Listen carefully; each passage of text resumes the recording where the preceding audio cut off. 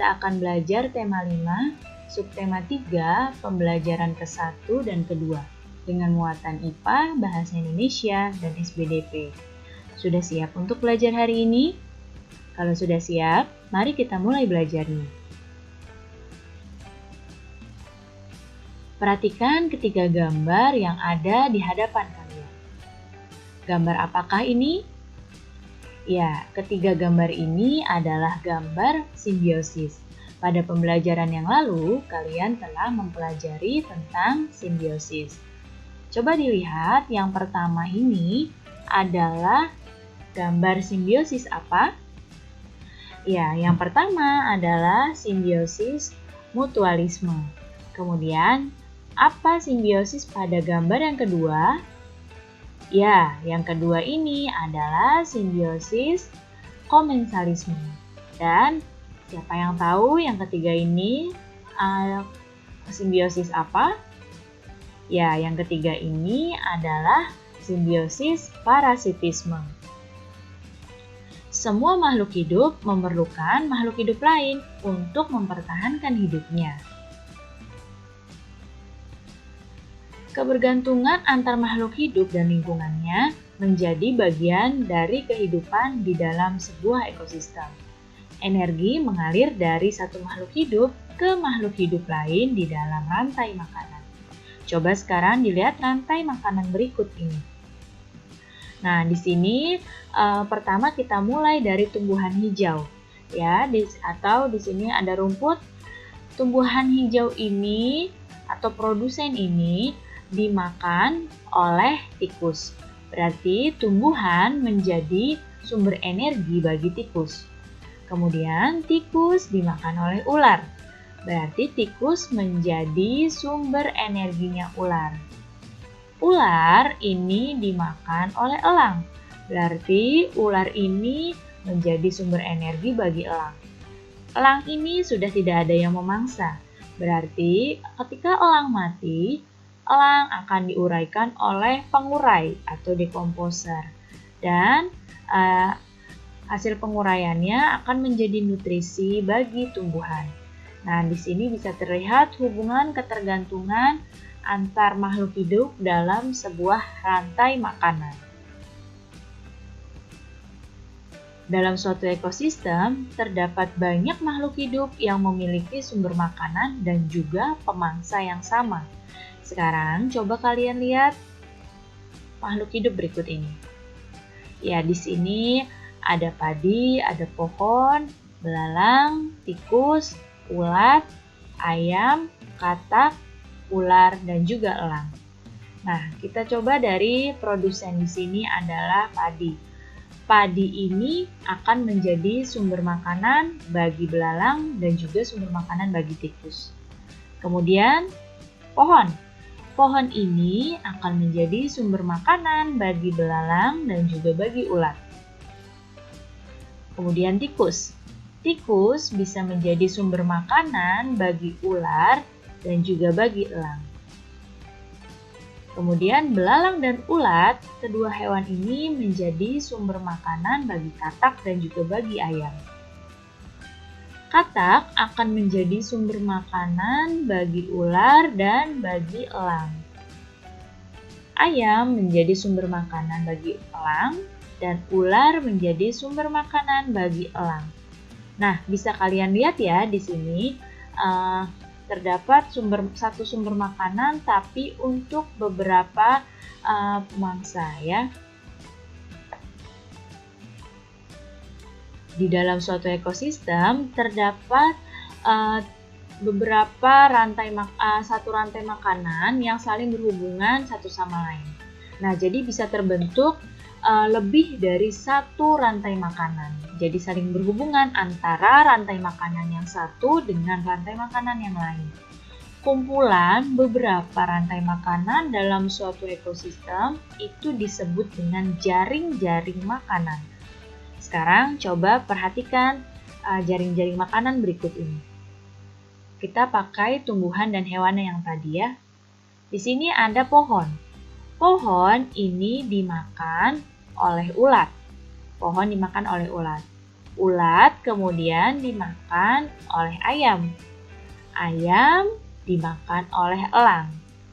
Nah, kemudian selain dimakan oleh elang, ayam juga bisa dimakan oleh ular. Jadi urutannya bisa pohon, ulat, ayam, elang, bisa juga pohon, ulat, ayam, ular.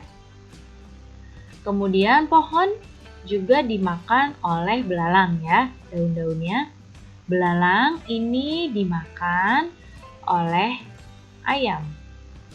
Pohon, belalang, ayam, elang, atau pohon, belalang, ayam, ular. Selain itu, belalang juga bisa dimakan oleh katak. Katak dimakan oleh elang atau bisa juga katak dimakan oleh ular. Berarti urutannya bisa begini. Pohon, belalang, katak, elang, atau pohon, belalang, katak, ular. Kemudian pada padi. Padi di sini dimakan juga oleh belalang. Nah, tadi padi dimakan oleh belalang, belalang dimakan oleh ayam, ayam kemudian dimakan oleh elang. Bisa juga padi dimakan oleh belalang, belalang dimakan oleh katak, katak dimakan oleh ular. Atau padi dimakan oleh belalang, dimakan oleh katak, dimakan oleh elang. Kemudian padi juga dimakan oleh tikus. Tikus dimakan oleh ular. Ular ini dimakan oleh elang. Nah, bisa kalian lihat di sini bentuknya seperti jaring-jaring ya. Oleh karena itu, beberapa rantai makanan yang dijadikan satu seperti ini dan saling berkaitan satu sama lain itu disebut dengan jaring-jaring makanan. Nah, coba kalian perhatikan jaring-jaring makanan yang tadi ya. Nah, di sini adalah jaring-jaring makanan pada ekosistem sawah. Coba sekarang temukan minimal 2 rantai makanan yang ada pada jaring-jaring makanan ini. Kalau kita amati semua, ini sebetulnya ada kurang lebih 12 rantai makanan di sini. Tapi coba kamu temukan 2 rantai makanan pada jaring-jaring makanan ini. Baik, rantai makanan yang pertama, kita coba ambil yang pohon. Pohon dimakan oleh belalang. Pohon dimakan oleh belalang. Belalang kemudian dimakan oleh katak. Belalang dimakan oleh katak. Katak dimakan oleh ular. Ular kemudian dimakan oleh elang. Contoh rantai makanan yang kedua. Ya, kita coba yang padi ya. Padi dimakan oleh tikus. Tikus dimakan oleh ular. Ular kemudian dimakan oleh elang. Nah, siapa di sini yang sama dengan ibu untuk jaring-jaring makanannya, untuk rantai makanannya? Wah, bagus sekali. Kalau yang beda tidak apa-apa, yang penting masih dalam satu jaring-jaring makanan ya. Sekarang coba perhatikan 2 gambar ini. Nah, di sini ada 2 gambar. Yang satu, ya, gambar orang yang sedang menebang pohon. Dan yang satu lagi gambar apa? Ini gambar anak yang sedang membuang sampah di sungai. Nah, tahukah kamu apa akibat yang akan ditimbulkan dari kedua kegiatan ini terhadap hewan dan tumbuhan yang ada di ekosistem tersebut? Siapa yang tahu? Benar, di sini jika pohonnya ditebang, maka hewan-hewan yang berasal makanannya dari pohon ini akan kekurangan makanan. Nah, jika sudah pohon ditebang, hewan kekurangan makanan, maka nanti ekosistemnya juga pasti akan terganggu. Begitu pula dengan membuang sampah di sungai. Sungai yang tercemar oleh limbah sampah tentu saja akan menjadi tidak sehat dan hewan-hewan ekosistem yang ada di dalam sungai ini juga pasti akan terganggu. Perubahan yang terjadi pada salah satu komponen dalam lingkungan dapat menyebabkan segala proses dalam lingkungan ekosistem terganggu. Ekosistem yang terganggu dapat menyebabkan terganggunya rantai makanan. Nah, kita contoh tadi pohon ya. Pohon ini kan dimakan oleh belalang. Belalang dimakan oleh katak. Katak dimakan oleh ular. Ular dimakan oleh elang. Nah, di sini jika jumlah pohonnya berkurang karena penebangan hutan, apa yang akan terjadi pada ekosistemnya? Nah, jika pohonnya berkurang, otomatis di sini belalang akan kekurangan makanan.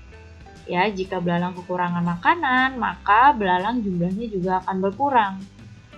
Nah, jika belalang jumlahnya berkurang, katak juga pasti akan kekurangan sumber makanannya, yaitu belalang. Maka, jumlah katak akan berkurang juga.